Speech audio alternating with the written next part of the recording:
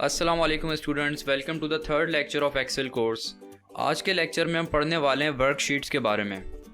ठीक है, last class में हमने होम टैब के अंदर जितने भी सारे ऑप्शंस मौजूद हैं वो सब स्टडी कर लिए थे। तो आगे बढ़ते हैं वर्कशीट के ऑप्शंस में। ठीक है, तो ये शीट नंबर 1 है। जब हम एक्सेल ओपन करते हैं तो एक ही शीट मौजूद होती है जिसका नाम शीट 1 लिखा होता है यहाँ पे। ठीक है, अब अगर एक और शीट ऐड करनी है तो इसी के बराबर में ऑप्शन है प्लस का, न्यू शीट का ऑप्शन दे रहा है। इस पर क्लिक करेंगे तो शीट एक और आ जाएगी, बिल्कुल फ्रेश शीट। ठीक है, हम अगर चाहें तो इन शीट्स को खुद से रीनेम कर सकते हैं। जैसे ये हो गया लेक्चर 3, लेक्चर 4। ठीक है, जस्ट हमने क्या करना है, इस टैब के ऊपर डबल क्लिक करना है तो ये रीनेम हो जाएगा। अब फॉर एग्जांपल के ये जो वर्कबुक है इस पर डेली का काम कुछ इस तरह का हो कि ये जो कंडीशनल फॉर्मेटिंग हमने अप्लाई की हुई है, जो कि हमने लास्ट क्लास में पढ़ा था, जो डेटा सेट है हमारा, डेली इसी को ही अपने काम में अगर अपडेट करना हो तो ज़ाहिर है हमें ये जो न्यू शीट आ रही है हमें ये चाहिए होगा कि यहाँ पर वो सेम फॉर्मेटिंग और जितना भी डेटा है वो दोबारा से आ जाए, या फिर एटलीस्ट उसकी जो फॉर्मेटिंग है वो यहाँ पर आ जाए, ताकि डेली हमें न्यू टेबल डिज़ाइन ना करना पड़े सेम वर्किंग के लिए। तो उसके लिए हम क्या कर सकते हैं, राइट क्लिक करेंगे, लेक्चर जिस टैब को हमने कॉपी करना है उस पर, यहाँ ऑप्शन है मूव और कॉपी का, इस पर क्लिक करेंगे। यहाँ पर ऑप्शन दे रहा है कि इसको कहाँ मूव करना है। अगर लेक्चर 4 मूव करूँगा तो ये वाला टैब उठ के लेक्चर 4 के आगे आ जाएगा, लेकिन हमें क्या करना है, एक कॉपी क्रिएट करनी है। तो मैंने लिखा क्रिएट अ कॉपी, और मैं इसको बिल्कुल ही सारी जितनी भी शीट्स होंगी सबके लास्ट पे ऐड करना चाहता हूँ। ओके, तो क्या हुआ, ये लेक्चर 3, लेक्चर 4, ये लेक्चर 3 की एक सेकंड वर्जन इसका बन गया, जिसको हम दोबारा से चेंज कर सकते हैं। ठीक है, अगर शीट को डिलीट करना हो तो सिंपली यहाँ से डिलीट, या फिर अगर शीट को हमें मूव करना है तो हम सिंपली इस तरह भी कर सकते हैं। सिंपल इस टैब पे क्लिक किया, क्लिक करके मूव किया, ये यहाँ पर आ गई। ठीक है, इसको मैं स्टार्ट में रखना चाहता हूँ, क्लिक करके ड्रैग करना है, स्टार्ट पे लेकर के ये शीट यहाँ पे आ जाएगी। अगर इन टैब्स का कलर चेंज करना हो तो क्या करेंगे, सिंपल इस टैब पे राइट क्लिक किया, यहाँ ऑप्शन है टैब कलर का। ठीक है, तो मैंने सिलेक्ट कर लिया ब्लू। जब ये शीट एक्टिव होगी तो ये इस तरह से हल्का सा शेड दे रहा होगा सिर्फ। अगर जैसे मैं चेंज करूँगा तो फिर ये ब्लू कंप्लीट कलर दिखाएगा।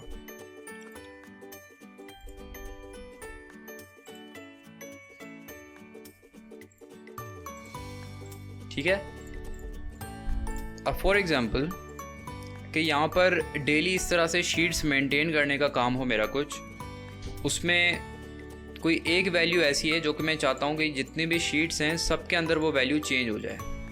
जैसे अगर यहाँ पर सिर्फ 2 शीट्स हैं जिसमें डेटा मौजूद है, अगर इसी तरह से पूरे मंथ काम किया है या पूरे 1 साल का डेटा है जिसमें पूरे साल की सारी शीट्स मौजूद हैं, और तो मुझे क्या करना पड़ेगा कि एक एक शीट के अंदर वैल्यू को अपडेट करना पड़ेगा। इसके बजाय हम क्या कर सकते हैं कि एक ही शीट के अंदर वैल्यू चेंज करें और जितनी भी बाकी सारी शीट्स मौजूद हैं उसमें ऑटोमेटिकली चेंज अप्लाई हो जाए। तो उसके लिए क्या करना है, एक के बजाय 2 शीट्स हमें सेलेक्ट करनी है एक ही वक्त में। तो क्या करेंगे, कीबोर्ड से कंट्रोल प्रेस करेंगे और उसको होल्ड रखते हुए, ये वाली शीट तो ऑलरेडी एक्टिव है, इस वाली शीट पे मैंने क्लिक किया तो ये दोनों शीट्स ही सिलेक्शन में आ जाएंगी। ठीक है, इससे क्या होगा कि इन दोनों शीट्स का एक ग्रुप बन जाएगा। अगर मैं राइट क्लिक करूं तो यहाँ पर ऑप्शन आ रहा है अनग्रुप शीट्स का। ठीक है, अनग्रुप किया तो दोनों वापसी अलग हो गई। और दोबारा अगर दोनों को ग्रुप में करना है तो कंट्रोल होल्ड करके इस पर सेलेक्ट किया तो वापसी ग्रुप की फॉर्म में आ जाएंगे। ठीक है, तो अब फॉर एग्जाम्पल ये दोनों ही शीट सेलेक्टेड हैं। ठीक है, पहले एक चीज़ ट्राई कर लेते हैं, यहाँ पर मैं लिखता हूँ 500। ठीक है, तो अगर मैं इस वाली शीट पे जाऊँ तो यहाँ पर भी खुद ब खुद सेम जगह पर 500 लिखा आ गया। ठीक है, इसी के बराबर में लिखता हूँ 250, इस वाली शीट के अंदर लिखा तो दूसरी वाली शीट के अंदर भी खुद ब खुद 250 आ गया। ठीक है, ऐसे ही अगर मैं चेंज करूँ 500 के बजाय 300 लिख दूँ तो अगेन जो दूसरी वाली शीट है उसके अंदर भी 300 आ गया। लेकिन अब प्रॉब्लम क्या है कि ये जो फीचर है कि हम शीट्स को ग्रुप में कन्वर्ट करके और उसमें हम डेटा चेंज करें, तो ये सिर्फ तब अप्लाई हो सकता है कि अगर पूरी शीट के अंदर जो सेल्स हैं इसके अंदर अगर हम मैनुअली ही वैल्यू को चेंज करें तो ही ये इन शीट्स पे अप्लाई होगा। मतलब अगर टेबल पिवट्स और इस तरह की चीज़ें अगर हमने बनाई हुई हैं, जैसे ये टेबल की फॉर्म में डेटा मौजूद है, तो इसके ऊपर अगर मैं वैल्यू को चेंज करना चाहूँ तो ये एरर देगा। क्या लिखा हुआ है? Can not make changes to a table, ठीक है, when multiple sheets are selected. क्योंकि ये टेबल की फॉर्म में है तो मल्टीपल सिलेक्शन पे या शीट्स को ग्रुप करके इसको हम चेंज नहीं कर सकते। लेकिन अगर टेबल्स ही बनाए हुए हमने अपनी सारी शीट्स में और फिर भी ये फीचर यूज़ करना है, तो फिर हम क्या करेंगे? सबसे पहले तो इनको अनग्रुप किया, उसके बाद ये पूरा टेबल सेलेक्ट किया, फिर राइट क्लिक करें तो यहाँ पर टेबल का ऑप्शन मौजूद है, ठीक है। इसमें क्या ऑप्शन आ रहा है? Convert to range. कि हम टेबल के बजाय इसको हम किस में कन्वर्ट करें? रेंज में कन्वर्ट करें। जैसे कि हमने पहले डिस्कस किया है कि अगर एक से ज़्यादा सेल्स हमने सेलेक्ट की हुई हो तो वो क्या कहलाती है? रेंज कहलाती है, ठीक है। तो टेबल पिवट्स और डेटा बार्स और इस तरह की सारी चीज़ों से हट के शीट के ऊपर अगर एक से ज़्यादा सेल अगर मैं सेलेक्ट करता हूँ तो वो क्या कहलाता है? रेंज कहलाता है, ठीक है। तो अगर कन्वर्ट टू रेंज करूँ, do you want to convert the table to a normal range, अगर येस करूँ तो क्या होगा कि जो टेबल का फॉर्म था इसका वो चेंज हो गया, ठीक है। अगर हम देखें, कंट्रोल Z करता हूँ मैं, दोबारा कंट्रोल Z करूँ, जब ये पूरा टेबल सेलेक्टेड है तो यहाँ पर एक ऑप्शन एक्स्ट्रा आ रहा है हमारे पास, जो कि क्या लिखा हुआ है? टेबल डिज़ाइन, ठीक है। तो अगर कोई भी चीज़ हमने नॉर्मल से या जो शीट मैनुअली जो होती है उससे हटकर अगर मैं कोई भी चीज़ ऐड करूँगा और तब मैं उसके ऊपर वर्किंग कर रहा हूँ तो यहाँ पर उसका जो रिस्पेक्टिव टैब है वो यहाँ पर आ जाता है। जैसे अगर मैं यहाँ पर क्लिक करूँ तो यहाँ पर वो ऑप्शन नहीं आ रहा, यहाँ क्लिक करूँ तो यहाँ पर ऑप्शन आ रहा है, ठीक है।